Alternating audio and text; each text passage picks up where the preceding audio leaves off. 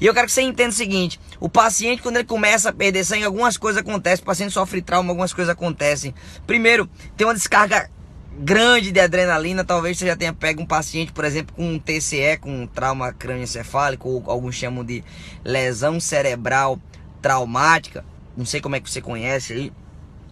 E esse paciente, mesmo grave, ele conseguir levantar, ele ficar em pé e cair, ele ficar em pé e cair por conta da adrenalina. E eu queria dizer para você, por exemplo, que a adrenalina, ele é um hormônio catabólico, ele quebra gordura, ele quebra glicogênio, disponibiliza glicose. Por isso que é comum um paciente de trauma evoluir com hiperglicemia. Muito bem, o paciente de trauma, ele tende a fazer hiperglicemia. Claro, a partir do momento que ele começa a perder sangue, ele vai criar formas de compensar essa perda sanguínea, como por exemplo aumentando a frequência cardíaca. Então o paciente que perde sangue, ele tende a fazer taquicardia, ele aumenta a frequência cardíaca, ele aumenta a frequência respiratória, porque ele precisa de disponibilizar oxigênio para as células e está perdendo sangue, está perdendo hemácia. Se perde hemácia, ele perde o transportador de oxigênio que está lá dentro, que é a hemoglobina. Então ele tem que aumentar a demanda, a quantidade de oxigênio. Então ele faz, além de aumentar a frequência cardíaca, ele aumenta a frequência respiratória. Então o paciente faz taquipneia. Só para você ver, o paciente de trauma, ele tem taquicardia, taquipneia. Outra coisa, a adrenalina, além de aumentar a glicemia, que eu falei que o paciente de trauma, ele tende a fazer hiperglicemia, tende a dilatar a pupila. O paciente faz midríase, né? Dilata a pupila, midríase. Diego, faz mais o quê? Ó, o paciente começa a perder sangue, ele continua perdendo sangue, tá perdendo sangue, tá perdendo sangue. A pressão sobe ou diminui? Diminui, muito bem. Então, paciente que perde sangue, que ele perde volume, que sofre um trauma, ele tem tendência, ele tende a fazer hipotensão. Então, taquicardia, taquipneia, hipotensão, midríase, hiperglicemia. Outra coisa, se o cara tá perdendo sangue, o débito urinário dele tende a aumentar ou diminuir? Ele tende a fazer mais, ele tende a urinar mais ou menos? Obviamente que menos. Se ele tá perdendo sangue, o corpo entende isso. Ele faz, ó, cara, ele já tá perdendo volume, eu tenho que guardar, porque eu não sei quando é que eu vou ter de novo isso. Eu vou ter que me resguardar. E aí o paciente de trauma, ele tende a fazer oligúria. Isso aí se estende até pro paciente cirúrgico, paciente pós-operatório, que não deixa de ser um trauma. Ele tende a fazer oligúria pós-operatório. O paciente sofre um trauma, ele tende a fazer oligúria.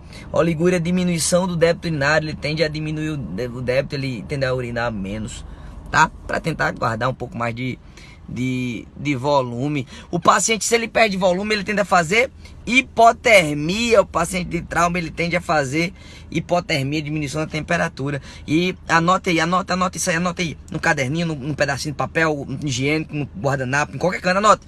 O paciente que faz hipotermia, ele tende a fazer 3 coisas. O paciente que faz hipotermia, ele tende a fazer 3 coisas, anota isso aí. Ele tende a fazer coagulopatia, dificuldade de coagulação sanguínea. Então aquele teu paciente que tá lá se tremendo, e eita, ele tende a fazer dificuldade de coagulação sanguínea. Além disso, ele vai ter hipercalemia, aumenta os níveis séricos de potássio. E contribui isso para uma disfunção cardíaca, uma arritmia e possivelmente uma parada cardiorrespiratória. Até porque hipercalemia, hipotermia, hipovolemia, hipóxia são um dos Hs da parada cardiorrespiratória, das causas tratáveis, por exemplo. E talvez você não tenha conhecido os Hs e os Ts da parada, mas tem algum vídeo aqui na página, você procura aí, vai ter algum vídeo aqui na página falando sobre os Hs e os Ts da parada cardiorrespiratória. Mas é interessante você entender o paciente como todo. Provavelmente depois eu vou estar gravando algum vídeo falando só sobre REMIT. Talvez se você já ouviu falar sobre REMIT, que é resposta endócrina, metabólica e imunológica ao trauma, deixe seu comentário aqui. Eu acho importante a gente não só conhecer a técnica, a colar cervical, fazer rolamento e tudo mais, mas a gente entender o que é que o paciente está passando, tá dentro do organismo dele, o que é que está acontecendo. Eu acho que quando o socorrista, quando o profissional de urgência e emergência, ele começa a conhecer o paciente, ele começa a conhecer o que é que está acontecendo ali, ele trabalha diferente, ele acaba percebendo a situação, a cena, o paciente de uma forma diferenciada, tá? Então faz o seguinte, curte o vídeo, compartilha, marca a galera aqui embaixo, marca seu colega aqui embaixo e vamos propagar conhecimento de urgência e emergência. Vamos fazer parte desse movimento aí, propagar urgência e emergência para o mundo.